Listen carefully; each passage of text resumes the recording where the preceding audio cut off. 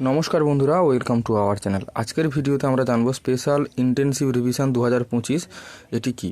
তো পশ্চিমবঙ্গে এটি শুরু হবে আগস্ট মাস থেকে। এর উদ্দেশ্য কি? ভোটার তালিকা হাল নাগাদ অবৈধ ডুপ্লিকেট নাম বাদ দেওয়া এবং নতুন নাম অন্তর্ভুক্ত। সারা দেশে এর প্রভাব কি হবে?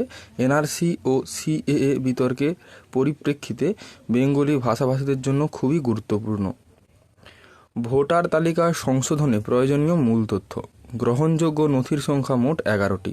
এই 11টি নথির মধ্যে যে কোনো একটি জমা দিলেই এখানে আবেদন করা যাবে বা এখানে ভারতবর্ষের নাগরিক হিসাবে প্রমাণিত হবে।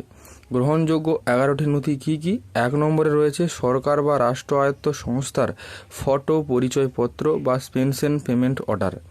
2 নম্বরে রয়েছে 1 জুলাই 1987 আগে জারি হওয়া সরকার, ব্যাংক এবং এলআইসি বা পোস্ট অফিসের পরিচয়পত্র। 3 নম্বর জন্ম সনদ, জন্ম সার্টিফিকেট। 4 নম্বর বৈধ পাসপোর্ট। 5 নম্বর স্বীকৃত বোর্ড বা বিশ্ববিদ্যালয়ের সার্টিফিকেট বা মাধ্যমিক বা উচ্চশিক্ষা সংক্রান্ত সার্টিফিকেট। 6 নম্বরে স্থায়ী ঠিকানার প্রমাণপত্র সরকারি স্বীকৃত। 7 নম্বর অরণ্যের অধিকার আইনের সার্টিফিকেট। 8 নম্বর জাতিগত অর্থাৎ SC ST OBC সার্টিফিকেট। 9 নম্বর এনআরসি সংক্রান্ত নথি যদি থাকে। 10 নম্বর পারিবারিক রেজিস্টার অর্থাৎ রাজ্য স্থানীয় কর্তৃপক্ষ দ্বারা জারি। 11 নম্বর সরকারি জমি বাড়ির বরাদ্দপত্র বা অ্যালটমেন্ট সার্টিফিকেট। তারপর রয়েছে জন্মসাল অনুযায়ী প্রমাণপত্রের প্রয়োজনীয়তা। নথি জমা দেওয়ার নিয়ম জন্মের সালের উপর নির্ভরশীল। নির্বাচন কমিশন 3টি ভাগে ভাগ করেছে। জন্ম 1 জুলাই 1987 আগে শুধু একটি নথি লাগবে। 2002 সালের ভোটার তালিকার কপি থাকলেও চলবে। জন্ম 1 জুলাই 1987 থেকে জানুয়ারি 2002, মোট 2টি নথি জমা দিতে হবে। নিজের জন্য 11টির মধ্যে যে কোনো একটি, পিতা মাতার জন্য 11টির একটি বা 2000 সালের ভোটার তালিকার কপি। 3 নম্বর জন্ম 1 জানুয়ারি 2002 পরে, মোট 3টি নথি প্রয়োজন।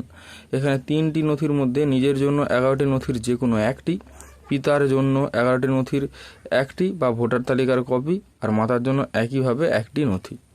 কাদের নাম বাদ যেতে পারে? মৃত ভোটারদের নাম, একাধিকবার নাম থাকা ব্যক্তিরা, অন্য রাজ্যের বাসিন্দা, যাদের বৈধ নথি নেই বা ঠিকানা প্রমাণ করতে ব্যর্থ। নির্বাচন কমিশন জানিয়ে যাদের বৈধ নথি নেই তাদের ক্ষেত্রে পরিস্থিতি অনুযায়ী ছাড় দেওয়া হতে পারে। কী করবেন এখন?